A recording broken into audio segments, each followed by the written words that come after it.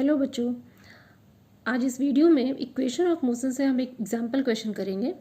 Example है a jet plane start from a rest with an acceleration of 3 metre per second and makes a run for 35 second before taking of.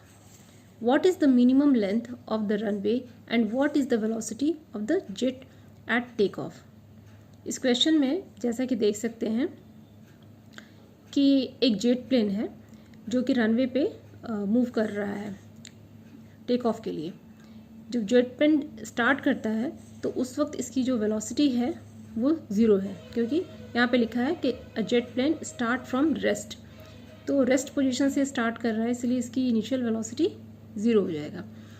और उसके बाद start होने के बाद जो acceleration ये लेता है वो है acceleration equal to 3 metre per second square and makes a run for 35 second before taking off. Take off से पहले ये 35 सेकेंड रनवे पे दौड़ता है।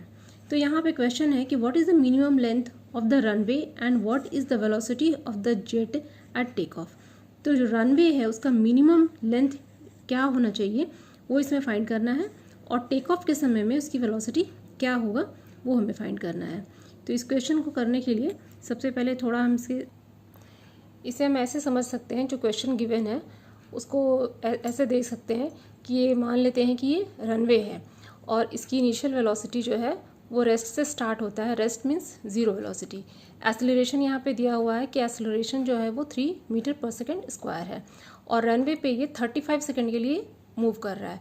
तो यहाँ पे हमें फाइंड करना है एस, रनवे का डिस्टेंस।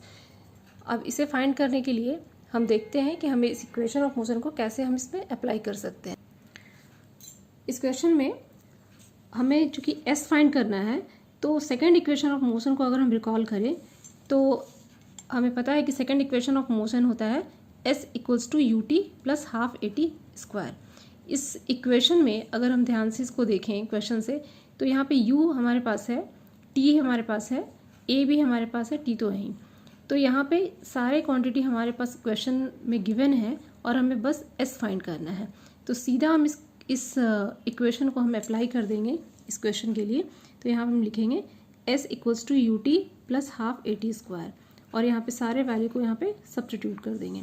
तो हमारे पास आ गया, यहाँ पे कैलकुलेट करने के बाद 0 plus half into 3 into 35 square that is 1837.5 metre.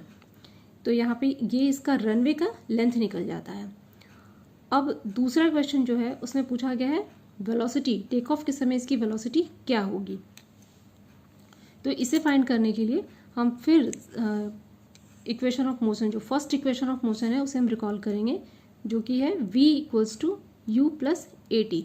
तो यहाँ पे भी हम देख सकते हैं कि u मीन्स इनिशियल वेलोसिटी वो हमारे पास है, a एक्सेलरेशन वो भी हमारे पास है, t भी है। तो यहाँ पे डायरेक्ट अगर हम ये वैल्यू पुट कर दें तो हमें मिल जाएगा v equals to u plus a t that is 0 plus 3 into 35 equals to 105 metre per second. तो इस तरह से हम इक्वेशन ऑफ मोशन को अप्लाई करके हम क्वेश्चन को सॉल्व कर देंगे। यहाँ पे क्वेश्चन को सॉल्व करते समय सबसे पहले ध्यान ये देना है कि जो गिवन है उसे हम एक बार पहले समझ लें और लिख लें। गिवन अगर आ गया उसके बाद हमें क्या फाइंड करना है और उसमें उसकी वैल्यू को हम किस तरह से पुट करें कि हमें रिक्वायर्ड आंसर मिल जाए। इस तरह से बहुत आसानी से हम क्वेश्चन को कर सकते हैं। इक्वेशन ऑफ मोशन टॉपिक से हमारा नेक्स्ट एग्जाम्पल क्वेश्चन है An electron traveling with a speed of 5 into 10 to the power 3 meter per second passes through an electric field with an acceleration of 10 to the power 12 meter per second square. First, how long will it take for electron to double its speed? Second, what will be the distance covered by the electron in this time? इस question में एक electron है जो कि move कर रहा है एक इलेक्ट्रिक फील्ड के अंदर।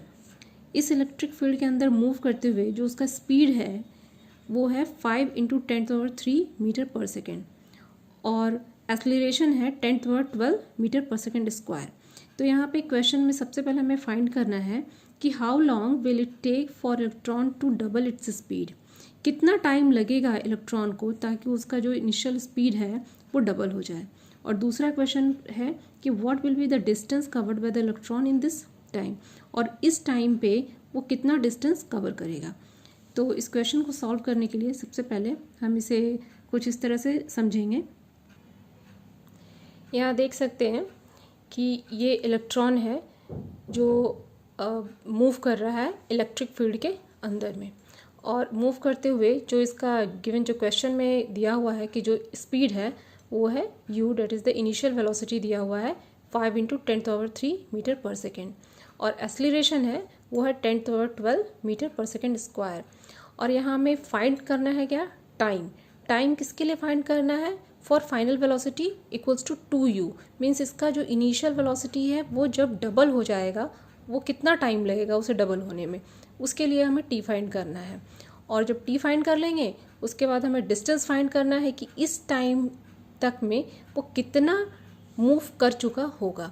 तो इसे फाइंड करने के लिए हम फिर यहाँ पे इक्वेशन ऑफ मोशन को में जो इक्वेशंस हैं उसको हम अप्लाई करेंगे और उसे हम फाइंड करेंगे, और जो गिवन है इसके थ्रू ही हम रिज़ल्ट तक पहुँच जाएंगे। तो गिवन जो क्वेश्चन में दिया हुआ है वो बहुत इम्पॉर्टेंट होता है, उसे सबसे पहले लिख लेना चाहिए और हमें क्या फाइंड करना है उसे बिल्कुल लिख करके और समझ लेना चाहिए कि ये हमें फाइंड करना है। तो क्वेश्चन को सॉल्व करने के लिए हम सबसे पहले रिकॉल करेंगे। सबसे पहले यहाँ जो गिवन है वो हम लिख लेंगे u equals to 5 × 10⁻³ metre per second, v जो कि u का डबल है, a एक्सेलरेशन जो कि क्वेश्चन में दिया हुआ है। तो ये क्वांटिटी रखने के बाद हम फर्स्ट इक्वेशन ऑफ मोशन को रिकॉल करेंगे जो कि है v equals to u plus at, v equals to u plus at। इस इक्वेशन को हम t के लिए हम रखेंगे और t फाइंड करेंगे। इस इक्वेशन को थोड़ा रीअरेंज करके हम t के लिए लिखेंगे कि t equals to v minus u divide by a। अब यहाँ पे हमारे पास v है, हमारे पास यहाँ पे u है और a भी है, तो सारे क्वांटिटी को यहाँ रखने के बाद हमें t मिल जाएगा। तो t का वैल्यू हो जाएगा 5 × 10⁻9 सेकेंड, 5 × 10⁻⁻9 सेकेंड। तो ये हमारा t का वैल्यू यहाँ पे निकल जाएगा। अब जो नेक्स्ट पार्ट है क्वेश्चन का वह है what will be the distance covered by the electron in this time, इतने टाइम तक इलेक्ट्रॉन कितना डिस्टेंस कवर किया होगा। तो उसके लिए हम सेकंड इक्वेशन ऑफ मोशन को फिर हम रिकॉल करेंगे, वो है s equals to ut plus half at square. तो यहाँ पे हम देख सकते हैं कि u की वैल्यू हमें पता है, गिवन में है, t भी हमें पता है और a भी पता है और t भी पता। तो यहाँ पे देख सकते हैं कि सारे वैल्यू हमें पता है, तो सीधा इसका वैल्यू को हम जब यहाँ पे पुट कर देंगे तो ये हो जाएगा 5 × 10⁻³ × 5 × 10⁻⁻9 प्लस 1/2 × 10⁻12 × 5 × 10⁻⁻9 स्क्वायर। तो इसे सॉल्व करने के बाद हमारे पास आ जाएगा वैल्यू 3.75 × 10⁻⁻5 मीटर।